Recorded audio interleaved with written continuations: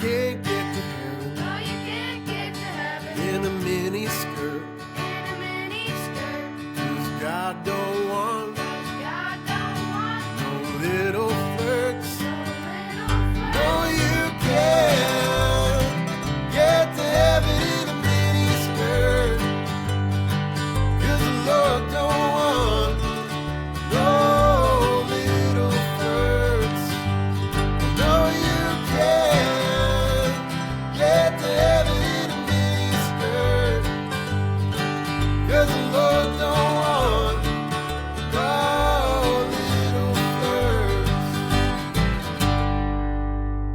Welcome to You Can't Get to Heaven in a Mini Skirt podcast, the podcast where I got that right on the first record. Yay!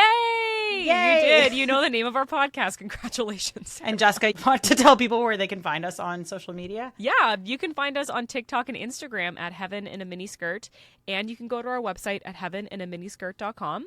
On our website, you will see our new merch page. So if you do want to support the show, you can get some merch.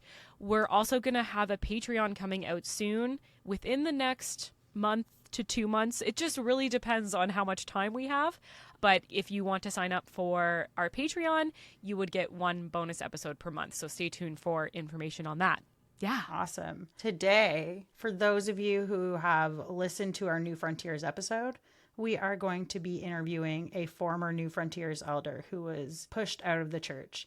And David was the one we referred to his website on our episodes. If you haven't listened to the Newfrontiers episode, feel free to go back to get some context about this church group that has definitely some features of a cult. It was a group that I was involved with. And when I was deconstructing, I found this website that talked about church abuse, and it was connected to Newfrontiers. And he is the author of this website. Yeah, so Sarah reached out to him kind of on a whim, and she said, like, oh, the website hasn't been updated since, it was like 2011 or a long time. She's like, he'll never get back to me. And he got back to her really quickly and couldn't be nicer. We had actually a very interesting and fun conversation with him.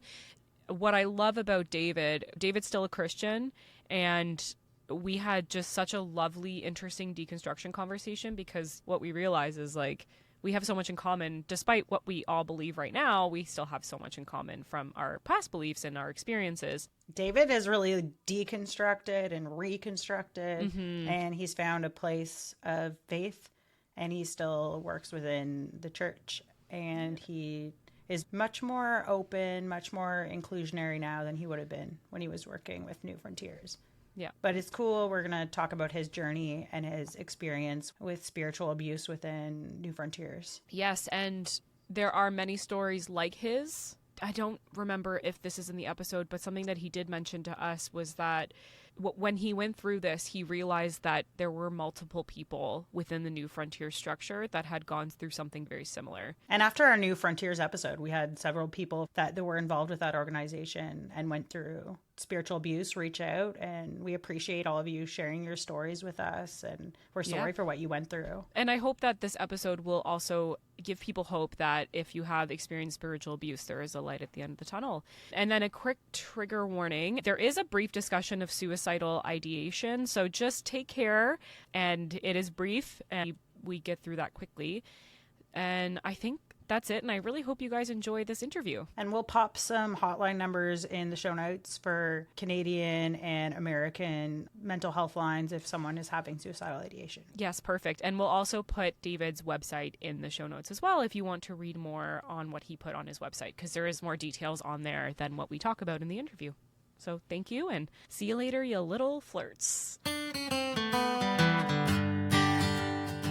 We came across your website, or Sarah came across your website, actually. And maybe Sarah can kind of explain how she found it. I've actually saw your website a really long time ago, like years ago, when I had first left Newfrontiers, but I came across it again for this episode when I was researching Newfrontiers, because I wanted to see experiences, not just of people that are part of the church currently, but for people that had maybe dealt with some of the same issues I had with power structures and Newfrontiers. And so I kind of just through Google and I think just random little message boards So we found this website. The title is Spiritual Abuse Within New Frontiers. And I just wanted to ask you, at what moment did you decide that you wanted to make this website, and what brought you to like that point of making the website? It's a big question, so we can kind of wherever you want to start. Sure. Well, thanks for having me on the show. I think it was pretty soon. I mean, this is even further ago for me now. It's 20 years back, but I think it was pretty soon after this all went down. And my way of processing it, I thought, I need to get this on the record somewhere. And so I guess it was my first stab at some therapy, was to write down a record. And I've still got all the files of emails and correspondence and stuff like that, but that's kind of in a drawer that it's not good to open. But so I wrote down that summary. I think probably within a year, the first time round. And then as you've probably seen, I came back to it in 2011 because there was some positive developments. So I felt it was only fair to kind of add a little word about that at that point. Yeah. So what was the year that you first made the website? It must be 2004, 2005. Oh, I would say it was probably 2004. Because it 20 years ago. This is like predating Facebook and really centralized social media platforms. Well, as a result of the career change I had to go through in leaving all this, one of the things I did was teach myself HTML, which is what you had to do back in the day, really very basically. So that was kind of part of that. And and I guess it would probably be in the 6 months following that I put it together. Yeah, and so your website it talks about obviously your experience, some questions answered. Are we able to start at kind of the beginning of the story where you're comfortable with starting? How did you grow up? Did you join New Frontiers later in life? And then who are you? What's your background? Yeah, who are you? Okay, so this could get really long, so jump in if you need to. So I grew up in a Christian family in an environment in the UK, and a church environment known as the Open Brethren. So there are a whole load of different kinds of brethren. Ours was pretty open. So basically it was congregational, a little bit like Quakers, in that we would have, rather than a formalized liturgy, you would, in the morning meeting, you would sit around, and any man that is, who had something to pray or share from the scripture, would give out a hymn or pray or read the Bible and comment on it a little bit as the Spirit led. And then when somebody felt the time was right, we would break bread, and that was it. And then in the evening, we would have a very traditional sort of revival type gospel meeting that you might be familiar with, hymns and a gospel preach and stuff like that. Yeah. So what I took away from that was, well, on the one hand, I heard from another episode, Sarah, you're a Baptist, and that Baptists were extremely suspect. They were right off the radar, because I remember my mum saying, well, they're not really Christians like we are. So there was oh my gosh, yeah. On the one hand, there was this idea that, that everywhere else was a bit suspect, and in some ways it was quite legalistic, but what I will say for it was that on the one hand, you definitely learned your Bible very well growing up in that environment. And so I did Sunday school and stuff like that. And you would be encouraged to read your Bible. You could say it was culty in the sense of it was a bit exclusive and we didn't relate socially to a lot of other people, but I never felt it was an oppressive environment. And one of the big things that would often be preached or mentioned is the Bereans, in Acts, where it says that every time Paul preached, they would check to see whether what he said was in the scriptures. So there was this whole culture of kind of checking out what was said to measure it against the Bible. So that got us knowing our Bibles pretty well. Another thing I think is that in these morning meetings, which I went to ever since I was a kid, I didn't go to all of them and I wouldn't go all the time. It did seem like there was something spiritual going on over and above just a bunch of random people making stuff up. And the other thing to say is, I think my parents were quite open-minded. My dad was a big thinker, had lots of theological books. I remember on his bookshelf, there was a book on why speaking in tongues was wonderful, right next to a book on why speaking in tongues was of the devil. So that kind of gives you his breadth of thinking. So I think that I benefited from that kind of spirit of inquiry from being a kid, even though it was in quite an restrained environment. So when I got to be about 6 or 7, I was in a gospel meeting and the preacher said, well, if you haven't invited the Lord Jesus into your life, you should do so. And so I did. And I was only a kid, but it was a reasoned decision, if you like. I felt he made an argument which made sense to me and I did something. But I went on like that. And then when I got to about 12, I had a friend who was getting baptized and he was 14. But I felt, well, if he's doing it, well, why shouldn't I be doing it? What prevents me from being baptized? And I was thinking, I'm a Christian, I ought to get baptized. So after I had to kind of had a bit of a fight with the eldership about whether I was old enough to do this, but I was quite keen on doing it. So I did. And it felt in my life that from that point on, God was like saying, well, now you're taking me seriously, I'll take you seriously. So from then on, I kind of worked through my faith a bit more, studied, encountered non-Christian thinking, made me think for myself about where my Christian faith was at. And, well, it sort of still seemed to be coming out on top. And then, long story short, studied French at university, met my wife at university, my wife to be, who was also studying French, and we went out very much with a mission mindset to France and had charismatic experiences in various ways, and then ended up joining a church planting mission here, which wasn't particularly charismatic, but we felt wasn't against that kind of stuff. And so we moved to where we live now with the view of planting a new church out of an existing church.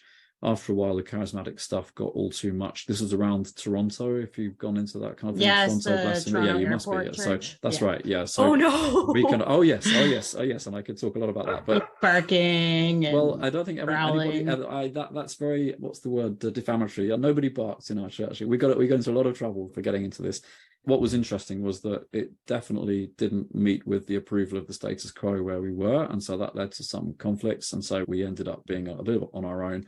And it was at that point, so we're talking like 1990, just before that actually, 1993, 1994, that we bumped into people from Newfrontiers who are coming to our part of the world in France and looking to plant a church. And then with the result, after this kind of falling out that we had, the obvious place to connect up with was the Newfrontiers group of churches. So that is how that story happened. So, but I think it's important to say that we had a church that existed before, and we were kind of adopted into the Newfrontiers movement. So I was never quite born and bred Newfrontiers, if you like. And I think that probably was a contributing factor to what happened after that.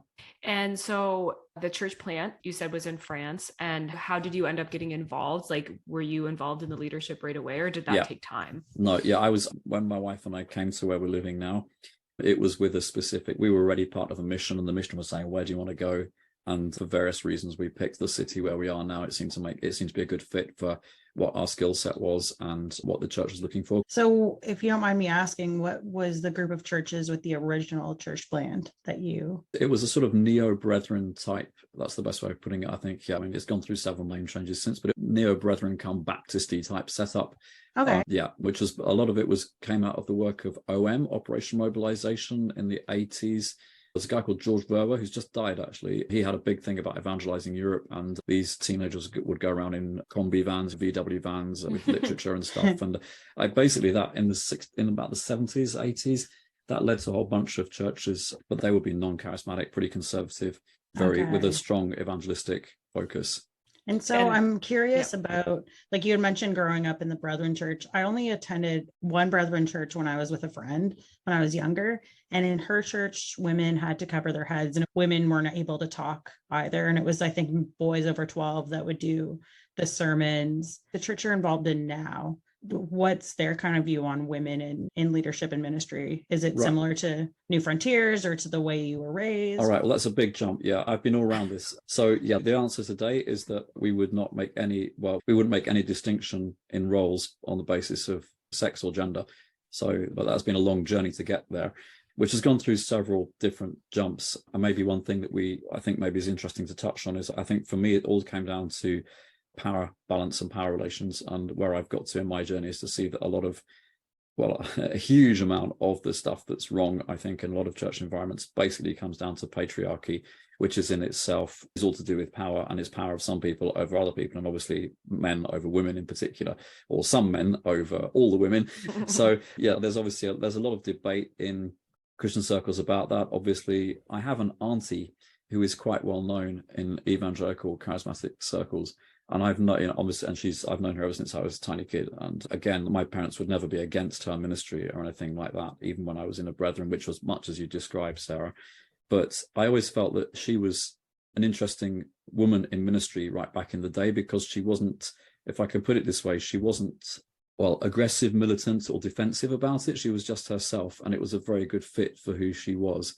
Whereas I think sometimes, it's obviously, I'm a man saying this, and I'm obviously coming from the position of privilege, but I think that what really impressed me about her looking back is that she didn't seem to make any excuses for being a woman, or she just was and did what she was good at. And I think that came across much more naturally, I guess, is what I'm saying, which was good. Yeah. But yeah, that's where we're at today. But we've gone through a whole load of convolutions about that. So, and I'm very sorry for all I've put women through at various stages in my preaching career.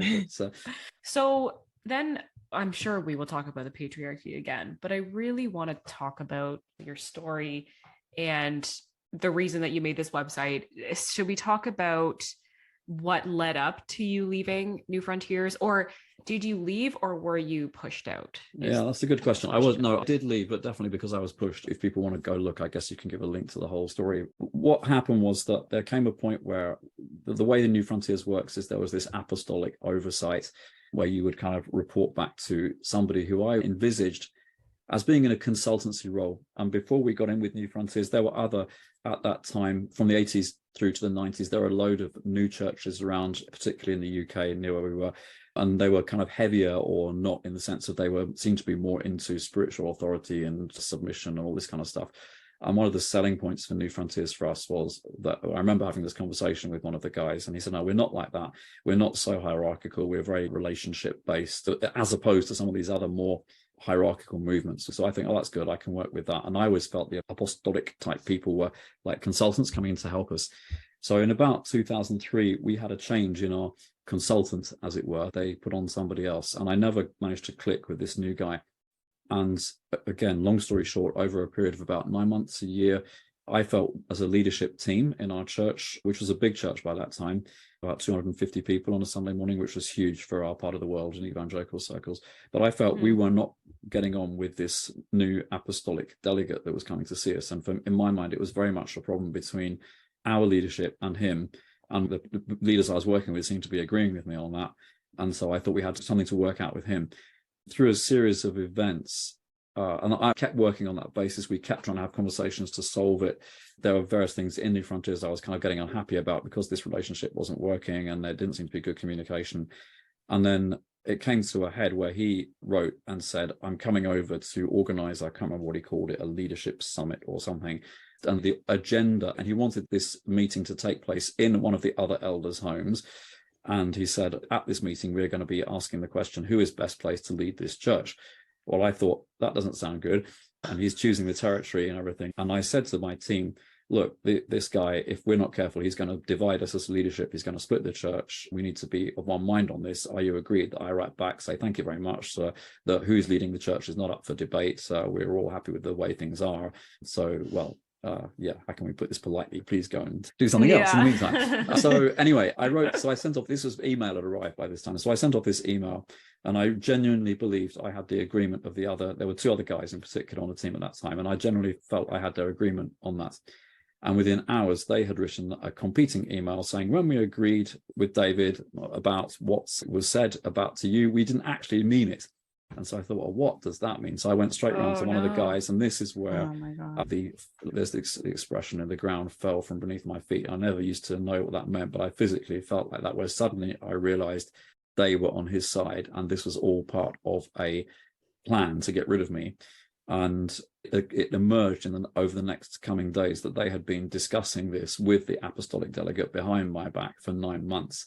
So, and then within, and this was all amid sort of various accusations that I was suffering from this demonic Jezebelic spirit affliction and stuff. This all kind of came up. But we'll get back about that. Yeah, we're going to come back to that. Yeah, okay. But so the Jezebel spirit. Well, so within a matter of days of this happening, the other two guys had gone before the church saying, Newfrontiers has withdrawn itself from David. He is no longer the pastor. Either he leaves or we do. So they basically stood up in front of a completely bemused church and said, we're splitting, or there is a split happening. Choose your camp. So that was a church division, right? Whoa. It was terribly badly handled. If you would assume that they had a real disagreement with me, that just was not the way to deal with it by any. Yeah, that's super inappropriate. That was just so damaging to everything. So again, long story short, we kind of struggled on for a while. The whole leadership stepped down while this kind of second tier team tried to take over, but it was just horrible. And we still have a sort of democratic structure in place as well. We never got rid of that. So there was a kind of nuclear break glass box option in which the pastor's ministry could be confirmed by a vote of the congregation. And so I wanted that to happen, just to say, look, we've got a crisis. Let's use this to see whether, if you don't want me, I'm fine, I'd be happy to go, but let's have the flock have a say, because to my mind, I was accountable to the people. And basically they Yeah. pulled out all this spiritual blah blah to say, no, that's not this, it's not holy to vote, and we need to go and pray and fast and all this kind of stuff. So when it got to that point, and I saw that there was the congregation were not going to have a say, I quit. But then after that, yeah, things went downhill very rapidly for them. But that's how it all went down, pretty much. Oh my gosh, that sounds. And we've talked devastating. about this before, how the democratic process in some churches works well because it keeps the power from not being so top down, because it sounds like what you dealt with, regardless of how the congregants were feeling, like they were put in this really hard spot. And there Well, was what I no realized- accountability, right? Yeah. Like What I realized was that there was a way of, I was the pastor because I was getting some financial support and stuff. But what I realized was we had a constitutional way of firing the pastor, but there was no constitutional way of firing the elders. So I was, and like you say, I think one of the things where, to come back to what you were saying, I think the Newfrontiers ethos was definitely that the leadership, a good Newfrontiers leader, in Newfrontiers' eyes, would feel accountable upwards. They would feel accountable to their apostolic delegate, whereas I've always felt accountable to a congregation. So I would say my accountability was towards the people that you're supposed to be serving. So when it came down to looking at that structurally, the apostolic delegate that said, you must do this. So they did what he said.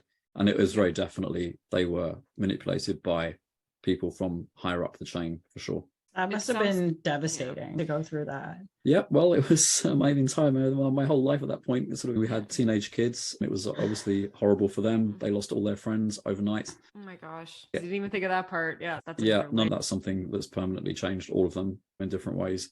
Yeah. Permanently changed us. I was 40 at the time, so by quitting, I didn't have any unemployment or anything like that. There was the way that the thing was set up. So I turned up at the unemployment agency. 40-year-old, I'm an ex-pastor, what have you got for me, kind of things. They looked at me a bit strangely. So I obviously had a mortgage to pay and stuff like that. So it was, I think it's extra devastating. We were talking earlier and I was saying that I'm finding parallels between your story and then things that happen in just regular workplaces, because this is a workplace, but on top of it being a workplace, this is your entire community. So that's where the devastation really it's amplified in this situation when there's spiritual abuse, because when you go to a work, it's your job, and then you have your separate life outside of work usually. And so if something really bad happens at work, at least you have something to fall back on. But it sounds like you didn't have much to fall back on. So the ground truly was ripped out beneath you. And it impacted your family and your kids and your wife. And did you maintain any relationships with people from that church? So what happened was that, well, when I was pretty much suicidal around that time. God, I'm sorry. And I remembered actually checking up for this stuff it was easier once I knew what was going on. But when I didn't know what was going on, there was a point where I was driving back from a conference and I seriously thought about driving the car into a tree. So that was not good. In some ways it was better once I knew what was going on, because at least that explained all this weird stuff. But when I left and I didn't want anything to do with God, church, anything. That was pretty much how I was feeling like on the day. But the next Sunday, just about 2 or 3 people turned up at our house and said, well, you're a pastor, we want you to do stuff. So I thought, well, I can't abandon these people either. So this is condensing a few months into a couple of minutes, but I basically said, well, look, I can't do much except explain what I think about the Bible to you or with you. But if you find us a place to meet, we'll carry on. So what happened was that over time, because the church which I had left was just not viable at all, because they very quickly, all kinds of other ambitions came to the fore and people were tearing each other's eyes out and stuff like that. So it very quickly split like about 3 different ways after that. So we kind of picked up a few remnants, and even like for years, even within the last year, we've picked up some people that we hadn't seen since that time, because they finally worked out what had been going on or had suffered the same thing in other groups. So immediately, some people did come to us, and not necessarily the people we have expected to be supportive of us. We did have relationships outside of that church, so that was good. And again, that broke down different ways depending on who it was. And with the years going by, as I say on the website, there were some people a couple of people who were really directly involved who did come and apologize. So that brought some measure of reconciliation. I'll say it was a long way off. Yeah, today there is still a Newfrontiers church in the city where we are, and we would have cordial relationships with that church, if you like. Okay. It is nice that at least some people came, and I don't know if they apologized or just took responsibility or both, but it is nice. That's an interesting distinction, but I think you'd have to look in their hearts to see which of those it was taking responsibility or just apologizing. But I think what has to be said is that one of the kind of representatives further up the chain in Newfrontiers apologized, But I asked him, is this an apology on your behalf, or on behalf of Newfrontiers? And he was clear that it was on his behalf and not Newfrontiers. And I never, ever got an apology from Newfrontiers as an organization. Well, from Terry Virgo, basically, because he was the organization at that point, or he was at the top of it. That's interesting. We've talked a lot about Terry Virgo, so we don't have to. We could totally Yeah, get we into don't that need if to- you want to. But He's an old man now. And so when you were working at the church, this is before Terry Virgo left. He retired. In 2011. And 2011, and then that's when the other apostles came in. He appointed There's like 18 of them that oversee churches in different networks. Like they have sub networks now of churches. I was curious about to get into the Jezebel spirit. Mark Driscoll is actually doing a sermon series on the Jezebel spirit right now. And are you serious? Are you watching it? I've watched some of it. I get really angry. So he just talking about everything wrong with the culture comes down to men acting like Ahab and women acting like Jezebel, but even men can be a Jezebel. So do you want to get in and maybe describe to listeners a little bit? What is a Jezebel spirit? Well, it's very simple. I mean, if you know Monty Python and the Holy Grail. Unfortunately, it's a little after our time. Before our time. You I know. There's a whole bit where they do a trial of a witch, basically. Well, the end result is catch-22. It's you're damned if you do and you're damned if you don't. Which is true in a lot of other cases. And in other situations, it's like, how do you, if you're in a secure, sorry, this is a complete tangent, but if you're in a secure mental facility, how do you prove you're not psychotic? It's very hard, because whatever you do is, well, he or she is very smart, so they're pretending not to be psychotic. I mean, you can go and find stuff on that. So Jezebel is like that. Jezebelic spirit is really, I think it was just a trendy thing, a pseudo-spiritual thing, which the accusations, which, I mean, I think an actual fact as well, those accusations were targeting my wife. They weren't targeting me. But that was never said, which has been all the more damaging for her, because she was never confronted directly. And that is, that's, at least I've had a chance to kind of speak out because I was named, but she never had on that. And I think that has been very difficult for her. But what it came down to anything you like, controlling, whatever that means, which generally the people who accuse you of spiritual control are the ones who've got a controlling spirit in. I feel I can put it like that. You're trying to have a personality, not just me. And I think there are men who feel very threatened by smart women. So that would do. Jezebel would come a stick along with that quite quickly. The interesting thing about Jezebel in the Bible is she does this pseudo-religious behavior and trumps up false prayer and fasting in order to grab the property that belonged to Naboth, which is pretty much what Newfrontiers did to us, actually. They had this pseudo-spiritual accusation in order to get hold of what they thought was a great church, which, of course, then fell apart in their hands. So I think that you can see a dynamic there, but really for them, it was just an excuse to say, this is some vague thing, and whatever David does, we can accuse him of this. So which particular spirit in the pantheon of spirits applies, I think, doesn't matter much. It's just kind of some vague spiritual thing, which I had a deceiving spirit. So exactly. what is it all kind of the same thing? Like demonic, Jezebel, and deceiving spirit, are these all? I think there are some ministers, teachers, preachers, whatever you want to call them, who I think really do have quite an advanced demonology and they would seek to identify specific behaviors with specific demons, if you like. There are some amazing books out there. He came to set the captives free. You'll have to go looking for that one. It used to get sold under the counter at our bookshop here. And she gives you various ways, like, you have to eat meat before tackling spirits. So that's why Elijah was fed by ravens before going to the mountain. And there's a chapter on victory through hissing and victory through something. Anyway, victory through hissing. I thought that Jesus was the magic word. If you said Jesus, then anyway, there's this whole, table of demonology. But I think, oh my gosh, we got to look into this. But I would guess that for a lot of these people, it was just a useful hook to hang things on, and they didn't really believe it. So you do think that they knowingly were using the power structures to manipulate, and they weren't doing this with like a pure motive? I think some of the people probably bought the Jezebelic line, but others, I think, knew exactly what they were doing. Well, it's difficult to know. If you could have confronted them, they would have acknowledged it. Yeah, I mean, there's probably someone who was making it up, and then the rest of them were following, thinking that it was the right thing. That could have been a definite possibility. And I think it's like any organization where there's power without accountability. I think you're going to see this repeated again and again, whether it's Newfrontiers or like any organization that's structured in that way. Yeah, I mean, we're obviously talking about Newfrontiers because that's what we have the experience with, but this is something that happens, in many church structures and outside the church. Earlier, before we started recording, I was talking about some toxic workplaces that I've experienced, and it's the same thing. But, sometimes there is an HR department in the workplace that might be able to help you. If you look into, say, NFTs and Bitcoin and stuff like that, they have their own. I think the functioning is exactly the same. And I can't remember the slang, but they have slang for people who are unbelievers and who drop. I can't remember what it's called, but it's exactly the same pattern. I think what makes it more serious in the church, well, two things. One is that you're putting God in there somewhere, so you're basically assigning divine power to whatever you're accusing somebody of.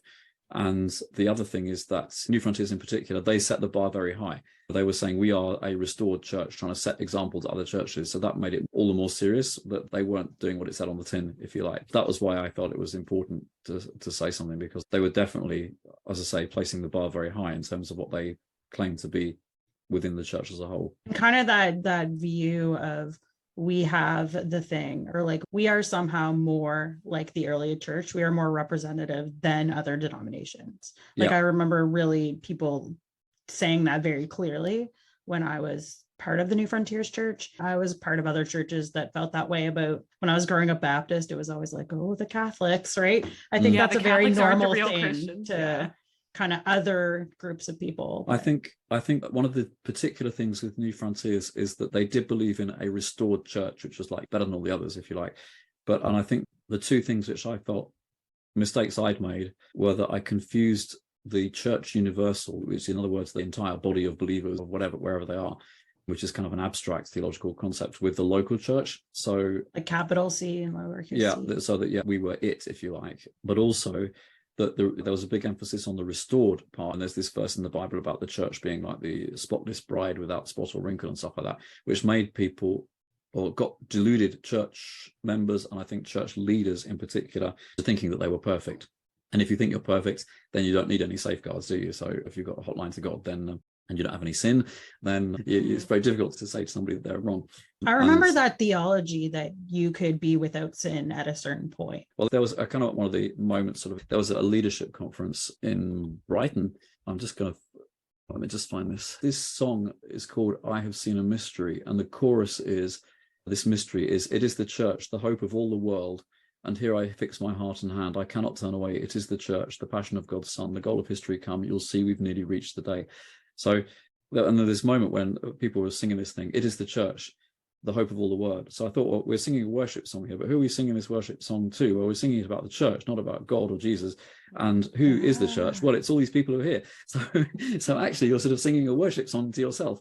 And I think that kind of so it's almost like the church became an idol for people. I think, yes, that's a fair analysis, I think. But to say that the church was, we talk about over-realized eschatology, it's when you have too much of the church triumphant in your theology. Bethel's into that in a huge way, that you see the triumphant church and you don't see that people are still flesh and blood and fallible and need safeguards and stuff like that. I think that was a big learning point for me. There's something that's kind of along these lines that was on your website, and I'm going to read it. And I was just wondering if you could expand on it. So there was a section that says, no past, no future. We were constantly being told we were on the verge of a major breakthrough. This kept us investing in every way in the movement. After 10 years and no major breakthrough, it was tiring to keep on hearing this. Meanwhile, the past was rewritten as necessary. Leaders who fell out of favor were unpeopled, not to be mentioned. Life was lived on the uneasy edge between these two perspectives. I found that really insightful. Can you kind of tell us why put this on the website? I found it a little different than everything else. This almost reminded me of a cult.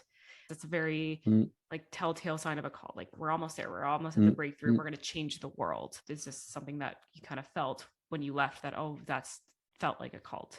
I think it's more helpful I find it more helpful to talk in terms of cultish aspects of things.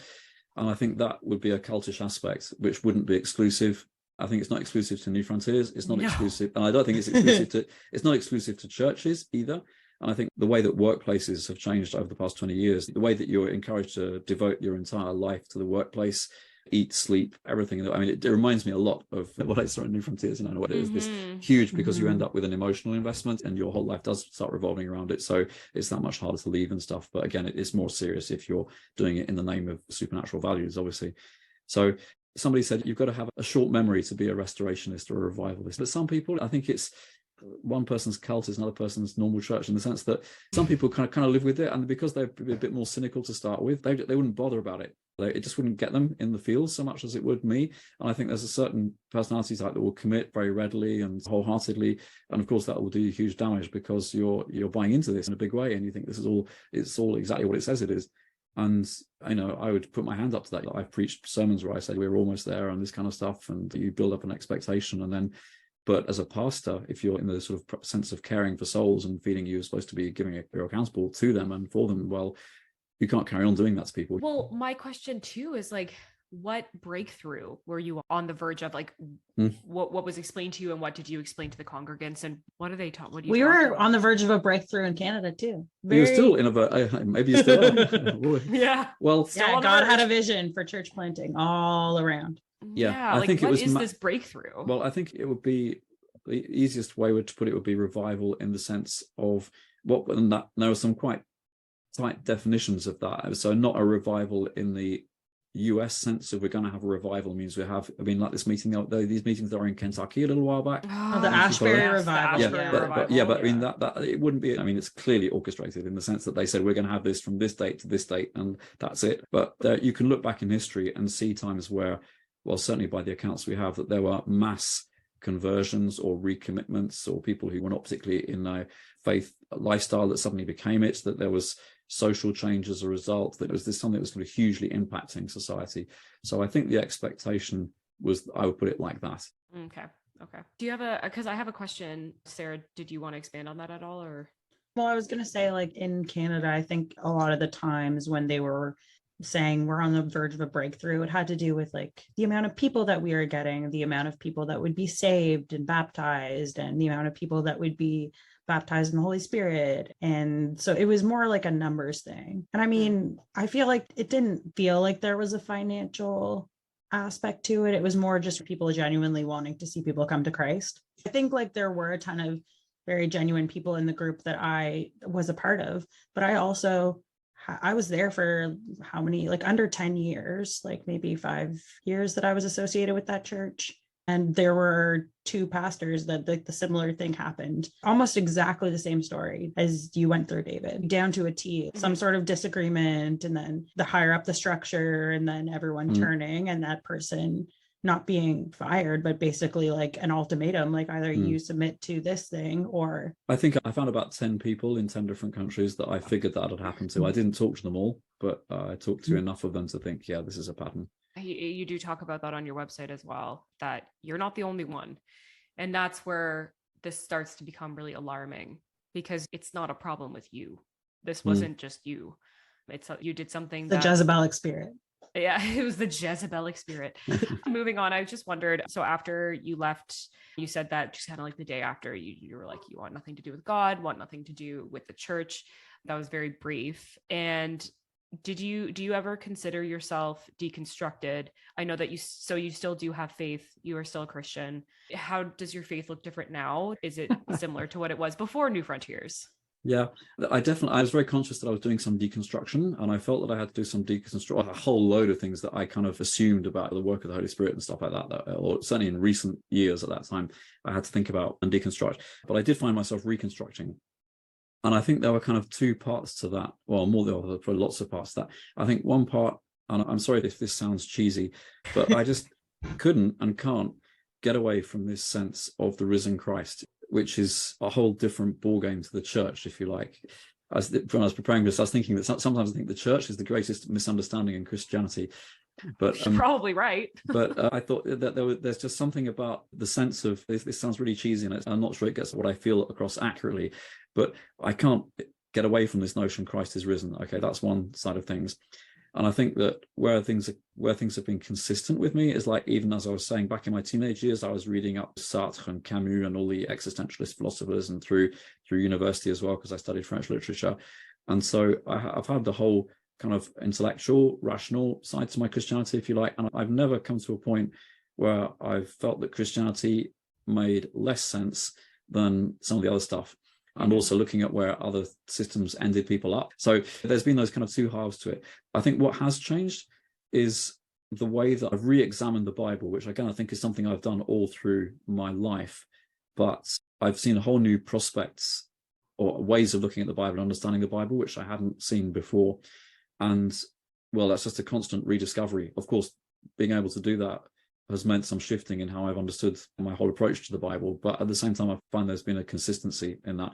And one thing I find very sad is that I think a lot of people who became Christians in a kind of modern, contemporary evangelical setting have what I would describe as a very flat reading of the Bible. I think fundamentalist is probably not the right word, but they take the Bible like it's the news, you know, and they miss out on a whole lot of the depth and genre and stuff like that, which is a shame, I think, because I think there's a lot more to it than that if you just chuck it out the window. Maybe this is illustrative and what might lead on to some other things is, before all this happened in Newfrontiers, we were looking at appointing another elder and stuff like that. And I was going through the Bible because that's what I was taught to do growing up. And I was looking for all the places where it said about elders in the Bible. And I was fully expecting to see where it said elders over the flock. Okay. And everywhere I went, it didn't say over, it said among. And so that was kind of a slap in the face for me, because I thought, wait a minute, so why are we always talking about I never, ever, even during Newfrontiers, I was never into this discipling and all that kind of stuff. Not in the way that you certainly, and I've heard you talk about it in other places, but I was never into that verticality like that. But when I saw, wow, even these verses that we think we're quoting, we're not actually quoting what it says. Or taking it out of context. Well, it wasn't just no, it's not out of context, it's the actual word. Oh, the actual word. Yes. Yeah. People will be talking about being over you in the Lord, and it just isn't there. Or certainly as far as leaders go, it was there's one place I think maybe, but everywhere it's among. And that was such a kind of epiphany for me. And I'm thinking, wait a minute, what else are we saying? And so to get back to your question, the big change for me was that I looked at the Bible more as descriptive than as prescriptive, if you like. I see it much more as a narrative of what's going on, and especially the New Testament is much more about, I believe that something genuine happened, the resurrection happened. I believe that God sent his Holy Spirit, whatever that means. But I think what it means to me is that those early believers had a supernatural experience which they couldn't get to grips with. And what you have in the New Testament, in Acts particular, is, hey, well, what's going on here? And trying to come to grips with it. So it's not a blueprint. And to me, it makes a whole lot more sense like that. And I could say a whole lot of stuff about interpretation and stuff, which, opens up all kinds of paths. So that's where I've got to in my reconstruction. On the one hand, it's the same, and I find links with how I was right back at the start. In some ways, I think I've been consistent. In other ways, there have been some big gear changes and all that. I know that with the whole deconstruction, reconstruction, obviously that's going to impact the way that you are interacting with your congregation, with your family. I know we've talked a little bit about patriarchy, but if you're comfortable sharing, what was that journey like? Because you've been with your wife all of this time. And did you have a structure where it was like, I'm the head and this joyful female submission, as quoted directly from the Newfrontiers website? You're talking. How's that evolution been for you? Yeah, you're talking to the wrong person. I think there was a bit of a kind of rehearsal of all this at one point before all this went down. And I may have got this mixed up in my memory, but I came to the point where I thought, wait a minute, this is driving a wedge between me and my wife. And I thought, I'm not married to the church, I'm married to my wife. And there's a reason for that. And so I kind of resolved at that point that if there ever came anything back like this, that my commitment would be to my wife and not to the church, because I was not married to the church. And I think that saved our marriage. I think that saved my life. And I think that got us to where we are today. It's a very wonderful outlook. I really like that. I think that's true partnership and commitment. Well, right? I think my wife is a very strong person. And I think there was a time in our relationship where I would have been a bit tempted to get into all this sort of headship stuff and stuff like that. And she was courageous enough to be assertive. She put a marker down and it was like, shit, what am I doing? And that really sort of challenged me and what had been happening. So the way I feel now is that I feel terrible that she did not have an equal role that she could have had at the time. But there were kids and stuff like that. And I'm not sure, I guess we still organize ourselves fairly traditionally, if you like, in terms of who does what, even though we're old enough. But I think it was that I really regret that she did not have a more equal role that was recognized at that time. But having been out of it for 20 years, one of the things that is my great joy now is that she is completely recognized in her own right in a lot of areas of ministry, obviously in different places, and is more recognized, I would say, than I am. And I think that is entirely as it should be, because I think she's, I say that completely honestly, she fully deserves that. I think it's a loss for Newfrontiers that they don't allow women to be in positions of eldership. I think that they're losing half the gifts, I know that they allow them to do a lot of things, but I think it's a major loss. And I think it's really damaging for a lot of people. I don't think it's better for men either. Sure. You're right. I think that the way I would address that whole thing now is that I think that that is the kind of stuff where I think there's a lot of stuff taken out of context in the scripture, and there are a lot of other different ways of looking at it and contextualizing it. And just while today is not the world that it was on all kinds of issues as it was back then, and one of the big understandings I think it's possible to reinterpret scripture in the light of social development, if you like, and you can see that right back in the Pentateuch. Even you can go back to the Pentateuch and see God change his mind about how, if you go and look at Zelophehad's daughters, so that's really interesting. Right in the Pentateuch, you've got a new social situation coming up which they hadn't been thought of in the law. If you write, the women come along and say, hey guys, we're not being dealt with, and it's like God says, okay, then we'll do this change. So even in the Pentateuch, you've got the law being handed down by God, which is being reinterpreted to apply to a new situation. I think, well, if that can happen in the Pentateuch before you've even got to the New Testament and being reinterpreted for non-Jews and stuff like that. And do you want to say what the Pentateuch is for? Yeah, what is that? Sorry, yeah, it's the first 5 books of the Bible, so traditionally referred to as the books of Moses. So Genesis, Exodus, Leviticus, Numbers, Deuteronomy. So the books of the law. So that would be the most valuable part of the Jewish canon, if you like. But the point is that is what traditionally the church would say was given to Moses by God. So it's pretty heavy stuff. But it was a big moment for me when I discovered reinterpretation within the first 5 books of the Bible even. It's interesting that some people go their whole lives without even doing a fraction of what you've done in your, I guess I can call it a reconstruction. You're evolving your beliefs, and it's just really inspiring to hear that, and that things have worked out. I think a lot of things that I come across on social media are the people with the flat understanding of the Bible, and that's been really hard. So part of this podcast has been really nice to talk to people that aren't like that. So it helps me in my perspective on Christians a lot. Well, I remember way before any of this happened, I met a pastor who I was like probably 21 at the time, or 22, and he was 34. And he said, I know what I believe, and I'm never going to change it now. And I was thinking, what? That's not another cheesy thing to say at this point. But I think the journey is, well, as important as the destination. Jesus is the way, right? Okay, so that means you're on a journey. And for me, if I look at the Bible now, I think the Bible is a whole story of people. Well, it's people reinterpreting all the time. Or another little phrase I got from a website I used to be involved with was, the Bible is a record of people arguing about what God is like.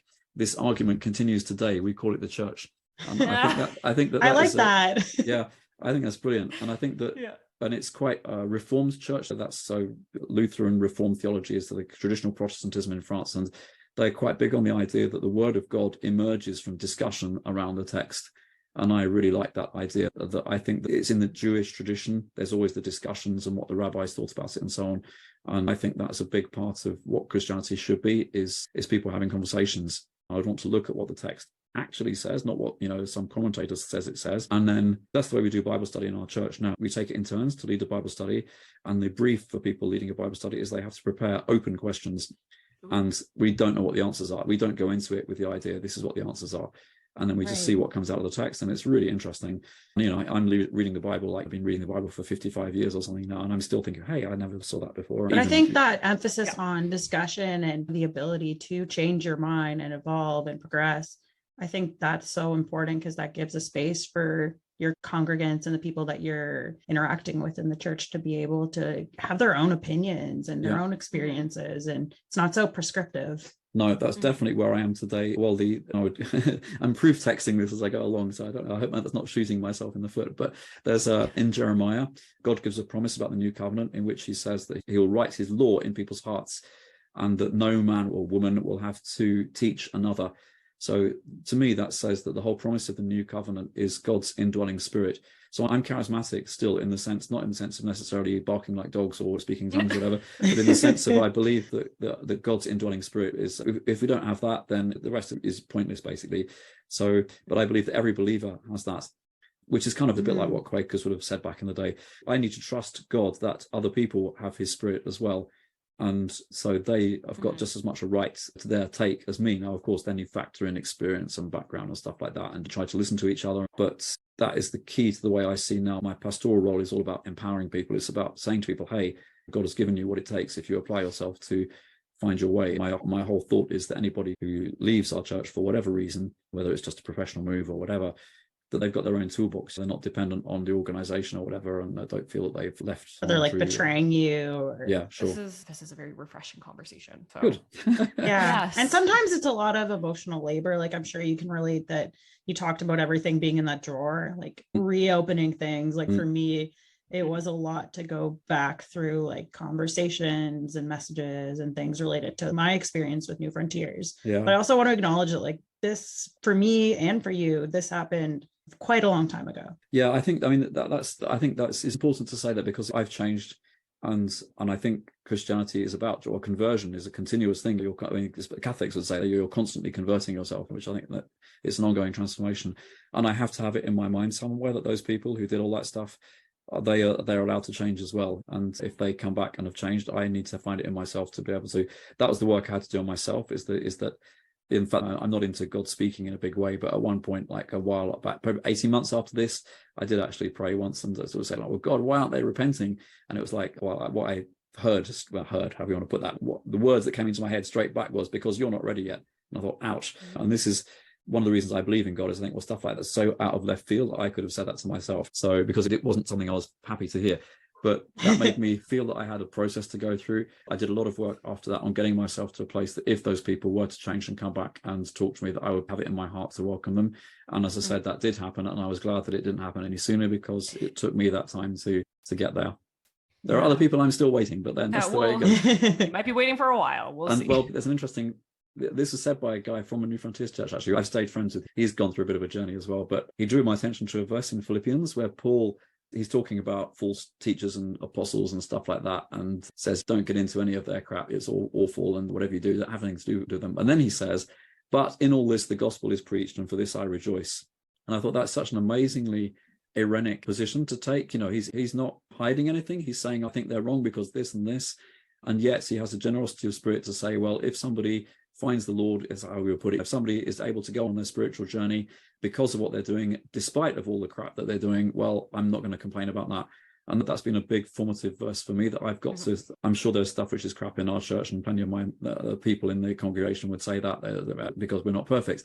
And so it's the same. Okay, there are things wrong with these churches. There are structural problems in all kinds of stuff. We've talked about one particular church movement. Of course, there are doctrines which can make things worse, but nevertheless, as a Christian, I don't want to get into the no true Scotsman argument where I think, oh, they're not really Christians. You've got to accept that they have a Jezebel spirit. Well, probably, but I mean, I always think, well, it's a joke that if you get to heaven, and there is a heaven, and you meet people that way, you're gonna have to get on with them there. So you might as well start getting on with them now. Yeah. But that doesn't mean that you don't put in the safeguards to make sure that they're not toxic with you. Yeah. Absolutely. And I think there's always that tension there, right? Because we're not going to agree with every single group. How do we still see the good and acknowledge that it's not black and white? There's an article that I'm going to share in the show notes for the Newfrontiers episode that we had done already. And it was from the UK, and it was a pretty liberal organization saying, here are all these really right-wing Newfrontiers Christians that they're very socially conservative, but they're doing a lot of social action. And like, we don't usually run into this. And like, how do you deal with collaborating with them, helping people that are unhoused when like on the other end, they're against gay people? So it was like, how do you deal with that tension? Well, in the world of social action, you have to get into, or coalitions, what is it called? Co-belligerence. Yeah, co-belligerence. So you have to know how to work with NGOs that have your interests will align on certain things and not on others. And that's the kind of environments I'm involved in today. There's a lot of that where you'll be completely disagreement on some things. I work in different environments with other people of other faiths and none, but we have shared objectives and we put aside our differences to work on those things. And that doesn't mean that we can't disagree on the other stuff. I think that what you're saying is something that perhaps a lot of people that are more isolated environments, they don't deal with that. And I think that can be really hard for people to understand that you don't have to agree on everything.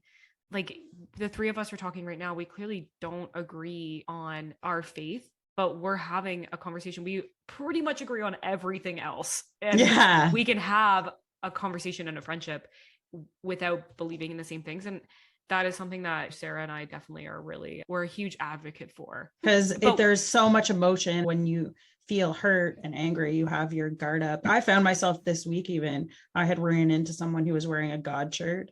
And I felt immediately, it just said God on it. It Like, just said it's a shirt God, that said just God. And I felt immediately very anxious because I get this weird visceral response sometimes. And I immediately in my head was thinking, oh, I bet you he's against gay people. And then I was like, oh my gosh, I'm doing the exact same thing that I think they do about me. Or, you know what I mean? Like I was making a snap judgment, thinking that he was doing that to me. Like through visceral stuff is really difficult, I think. Yes. But acknowledging it and being like, Yeah. well, maybe he's not.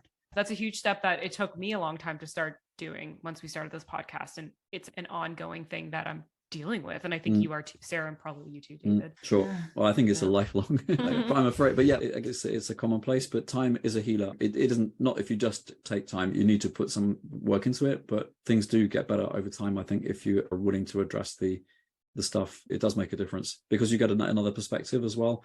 And I think, I keep throwing Bible verses around here. I feel terrible, but Oh, that's okay. We do there's that all the time. It's cool. There's a verse in Ezekiel that talks about Jerusalem being a city without walls. And I love that idea that the kingdom of God is not about walls. So that means going outside and having an openness and so forth. And I often think that when Jesus sent out the 72, I think it's them when he sends them out, that it was basically, it wasn't, well, I think this is heretical, but not so much to evangelize. Otherwise, his disciples would have gone into a holy huddle and not done anything, whereas he was chucking them out to kind of meet some other people with different lifestyles and views and stuff like that. So it was as much about educating them as to about what the rest of the world was about, as about showing the kingdom of God. So, yeah. Paul even acknowledges, like, when I think it's Paul, where he talks about there was one group that they were evangelizing to, and they reference their scriptures. Do you know what I mean? Right. Okay. That's the Athenians. Yeah. The Athenians. He uses that as a hook, but I think he also recognizes that all humans have the same questions, and there's truth in all of our journeys in some way. Well, yeah. I guess this is another whole podcast. Another whole podcast would be, what do we understand by evangelism? I think is something which has been quite culturally, a certain understanding of what that meant in evangelical circles has kind of gone all over the world from post-war, if you like, but there are other ways of looking at that. Have we talked about treasure hunting? Did you do that? Yeah, I heard. Yeah. Well, did you ever have to do that? No, I never. No, it's just Hogwarts for Christians. Let's face it. Yeah, that's not. It's. Yeah, I did that. It was. Yeah, no, but no, I mean, Hogwarts. no, I'm sorry. That's just cold reading. That's all it is. Okay, but then look for the Catholics. I don't buy that at all. But people do occasionally seem to get healed. So I think my take is, well, again, Paul says anything sold on the market is good. I'm not going to encourage people to go treasure hunting, but supposing that somebody did this and somebody did actually get better, not just psychosomatically better for a moment, but it could happen. Well, I'm not going to trash that, but there's a big difference between recognizing that something good might happen and making this a systematic thing to do. And I just cannot. It's not in the Bible anywhere. Yeah, it's bonkers. Let's face it. Yeah. It is bonkers. Thank you. It is. Yeah, That's a great word. We Yeah. should use that more. Do we want to wrap up? We could wrap Do up. you have anything else you guys want to talk about? I think we could talk for hours. I really like your outlook on Christianity, on a lot of things.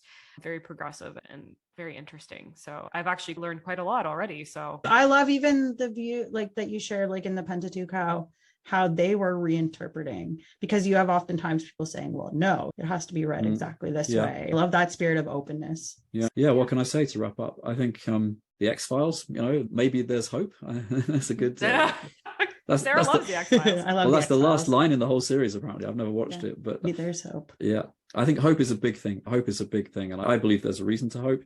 And so I would encourage you two to keep hoping and keep talking to people. That's where it all stands or falls for me, because I talked about the sense of the risen Christ for me, and Paul says, and I completely follow his argument, that if Christ is not risen, we have no hope in the world, we have nothing to say, and you have nothing to learn from us. So and it all comes down to, is there this hope or not? In my book, there are other takes on hope from other places, but that one makes sense to me.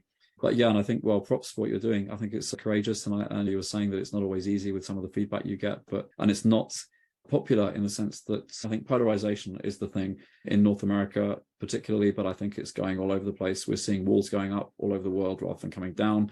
We've got a multipolar world now. It looks like a lot more history is going to be happening, and it's not going to be very easy. It's going to be history with walls and divisions and boundaries. And like I say, Jerusalem is a city without walls. So I'm all committed to breaking down walls and looking over them and seeing what's on the other side and seeing how we can move on with that. Do you have any questions for us before we wrap up?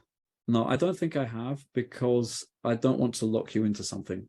I think that's it. I think I think you're I would be too concerned about doing that. I think that you're definitely on again, this sounds cheesy, but I think you're on a journey, and it's not over yet. I think that's quite clear. Well, as we said, it kind of goes on forever. But I think I don't want this to sound patronizing either, but I think that there's more for you to discover, and it's got no lessons to teach you in that respect. So it's better to let you get on with it. You're right. Before you go, is there any good resources for people that might be experiencing spiritual abuse or are reconstructing their faith that that's you a would good like point. to plug? One of the things that all this changed for me is I barely read anything since this all happened. The best resource I have, it's on the website, is The Firm, the movie The Firm. The Firm. It's a bit old now, but it's a John Grisham novel. But the movie version, it's got Tom Cruise in it, but dates from like 1993 or something. But I watched that and I was just kicking myself in every scene. I was thinking, what? How was I so dumb? Why did I not see what was happening? I mean, it's got it all. It's got it all, right down to he meets his wife. The Firm encourages families, isn't against wives working, and encourages families to have children. And I thought, wow, that reminds you of some stuff. And also, he gets entrapped. But I won't spoil the whole story for you. But you know that you have to watch it. You have to watch it. Most of my theology and insights from movies these days. Tom Cruise movies. Yeah. But otherwise, more seriously, I would say it's really difficult to trust people when you've been through something like that.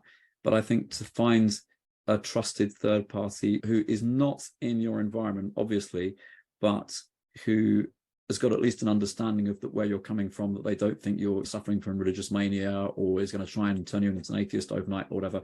I took a couple of sessions with a therapist, not very many, about 3 or 4, I think. And there was 1 or 2 things she said that were really helpful. And she wasn't, I'm not even sure she was a Christian of any kind, but she was smart enough not to look like I was completely mad when I was talking to her. And I found that helpful. That's probably as good a therapy as, I'm not trashing books or stuff, but I think the thing is that I think the kind of people who suffer from spiritual abuse, and I'd include myself in that, we can be tempted to latch on to, we found it, this is the thing that works. And even if that is a model of, dare I say, even the bite model, is that right? I think you have to remember it's just a model, and people are more than models. It's more subtle than that. So it's good. It's interesting to go out to talk to people and then let them bounce off their life experience, bounce off you a bit, is what I would say. Yeah, I like that. But yeah, start with The Firm. Start with The Firm and go from there. Okay, I'm gonna watch this. A couple of others. These are pretty old now. I'm sorry, but yeah, this is quite well known. But Leap of Faith. Yeah, you'd love that if you haven't seen that. Steve Martin stars in that. It's based on Peter Popoff, who was a total fake healing evangelist. It's a bit off topic for what we're doing. Well, it exposes Peter Popoff totally without naming him, but it has a sting in the tail, which is really interesting. That's one. And another one, which is really nails, is The Apostle. Yeah, that's more traditional Pentecostal, but from where I'm sitting, he totally nails the culture. And that's interesting as well. Both the common thread in both those movies is that they're people who you see all the bad side of Christianity, but you see something else going on as well. Yeah, definitely. Really cool. Okay. Well, thank you so much again. Yeah, I was not sure when I reached out to you by email. I was like, this is last updated like over 10 years ago. Like, I probably can't. I don't even know if I can find the way into the website to update it these days. So that's probably, it's going to be out there till the end of time now. But you got to keep that email. Yeah. Okay. Well, thanks very much. Yeah, I need to go to bed. Okay. Bye. Bye. No, you can't get to heaven in a miniskirt, 'cause